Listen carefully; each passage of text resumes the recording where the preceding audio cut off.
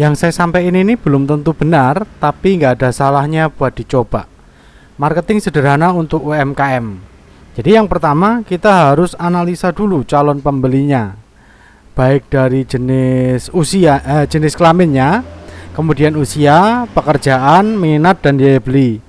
Maksudnya jenis kelamin ini pria atau wanita, kita harus tentukan dulu calon pembeli kita yang paling utama, yang paling sering menentukan keputusan pembelian siapa, laki-laki atau perempuan. Ada beberapa produk yang nanti akhirnya keputusan pembeliannya adanya di istri, di wanita. Ada produk yang keputusan pembeliannya nanti di laki-laki, misalnya mobil ya. Mobil, ketika orang mau beli mobil bekas, istri yang ngasih pendapat aja, oh kebutuhannya keluarga seperti ini. Tapi kalau laki-laki yang menentukan nanti ini beli mobil A atau mobil B, jadi pertimbangannya di laki-laki, keputusan pembeliannya nantinya berbeda. Kalau itu nanti produknya sifatnya kebutuhan rumah tangga, laki-laki dimintain pendapat, tapi nanti penentu keputusannya adalah wanita atau istrinya. Nah, kita harus tahu dulu, analisa dulu calon pembelinya kita ini siapa yang menentukan keputusan nanti. Ya, kita beli A, kita beli ini, itu yang harus kita analisa. Kita tentukan dulu siapa calon pembelinya, apakah laki-laki atau perempuan. Kemudian dari usia, kita juga harus menganalisa usianya kira-kira berapa yang selama ini menjadi pembeli potensial. Kalau baru mulai bisnis, ya kita harus mencoba ke banyak orang dulu, baru nanti kita bisa lihat datanya. Kira-kira yang selama ini tertarik itu, tanya-tanya itu usianya berapa, yang selama ini beli itu usianya berapa.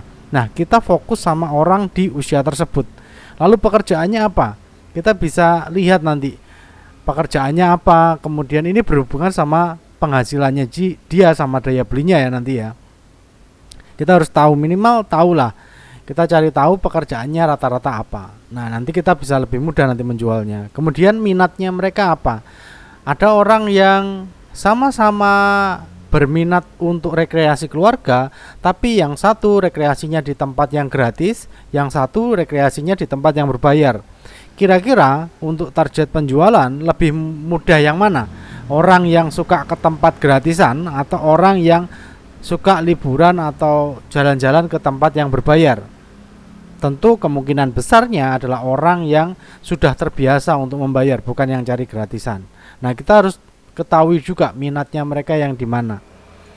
Kemudian daya belinya mereka berapa? Daya beli sekali pembelian maksudnya. Ketika mereka nggak terlalu banyak mikir itu di harga berapa sih? Nah, nanti kita sesuaikan sama produk kita yang harganya sesuai dengan daya belinya. Misalkan daya belinya yang dia nggak perlu pakai mikir adalah di bawah 100.000 atau di bawah 50.000, ya kita ciptakan produk dengan harga di bawah harga itu. Jangan harga genap ya. Cek video tentang psikologi tentang angka ya. Itu penting juga. Jangan naruh angka bulat atau yang hadapnya ke sebelah kanan, tapi sebelah kiri agar terkesan lebih murah. Nah, analisa calon pembeli ini tidak harus ke orang langsung, tapi dari kontak HP kita masing-masing aja. Lihat aja kontak WhatsAppnya ada berapa ya. Saya kemarin sudah bahas di materi WhatsApp marketing juga ya. Jadi dimulai dari kontak yang kita punya aja. Lihat ada berapa ribu kontak yang ada di WhatsApp kita, tapi itu kan belum teroptimasi secara optimal. Nah, kita optimasikan di situ supaya kita itu nggak perlu capek-capek ya juga. Ya, kita bekerja keras, berjuang, tapi kita harus cerdas juga. Cari cara-cara yang lebih efisien. Salah satunya adalah dengan menganalisa calon pembeli dari data kontak kita dulu aja.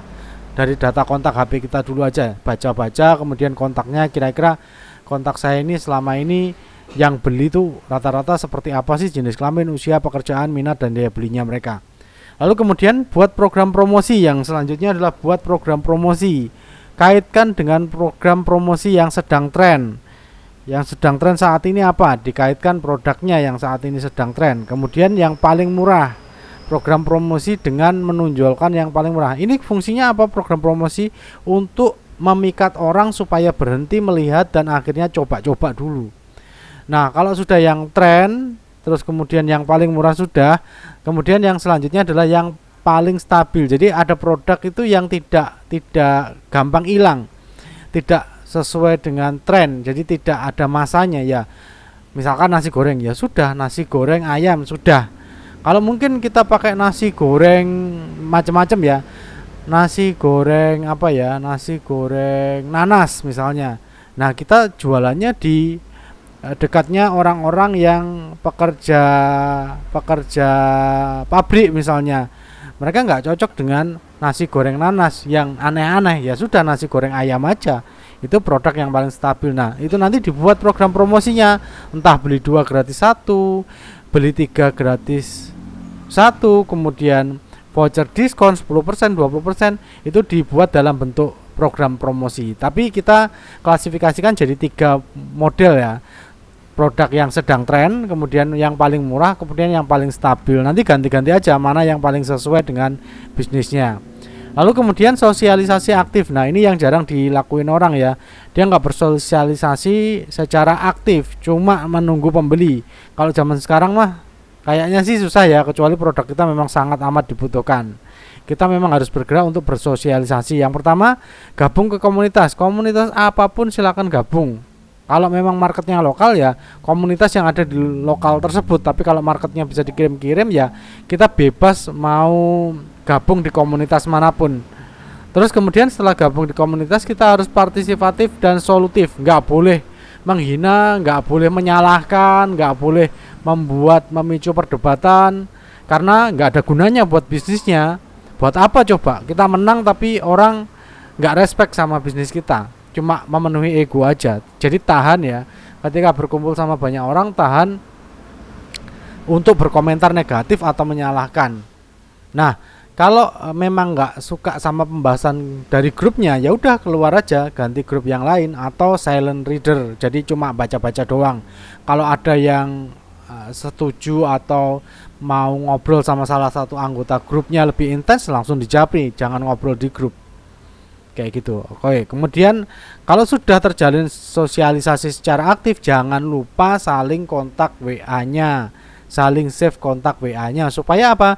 Supaya orang tersebut juga bisa lihat status story WhatsApp kita ketika nanti kita posting sesuatu. Jadi saling save ini benar-benar akan membantu bisnis kita berkembang, karena yang sudah lihat promosi kita adalah orang yang sudah pernah berhubungan sama kita dan menyimpan kontak nomor WhatsApp kita.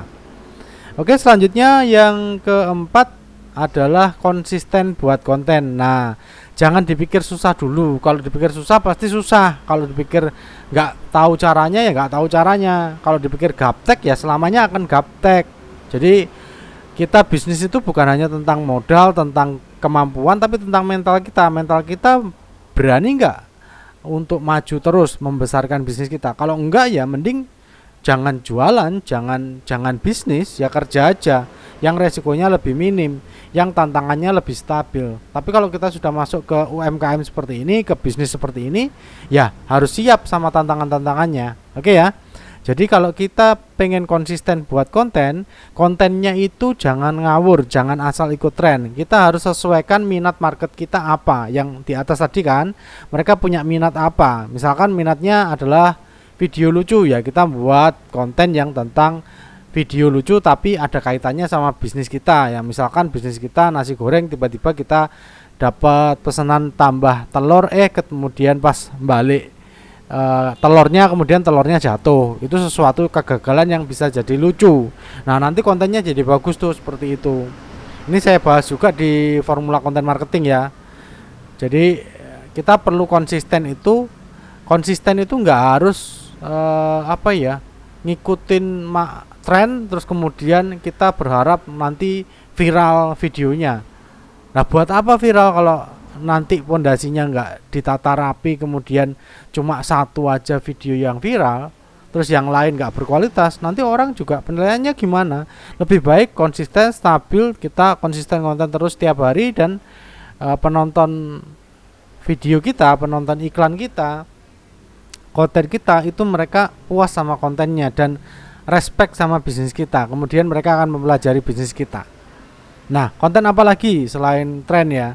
Selain sesuai minat market tadi, kita juga bisa buat konten tentang proses bisnis A sampai Z bisnis kita, mulai kulaan, mulai produksi, mulai nanti packing, pengantaran, after sales, ketika ada komplain, itu semuanya proses bisnis. Jadi boleh didokumentasikan sebagai konten.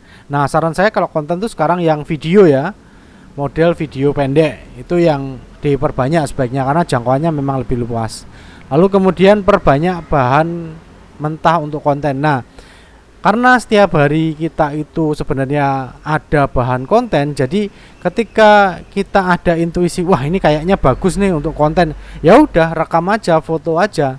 Jangan mikir nanti buat konten apa. Pokoknya di hatinya atau di pikirannya kepikiran, wah ini bagus nih, nanti bisa jadi konten nih. Jangan mikir nanti konten apa, segera abadikan momen tersebut dalam bentuk video atau foto. Nah, ini tadi proses tahapan marketing sederhana untuk UMKM.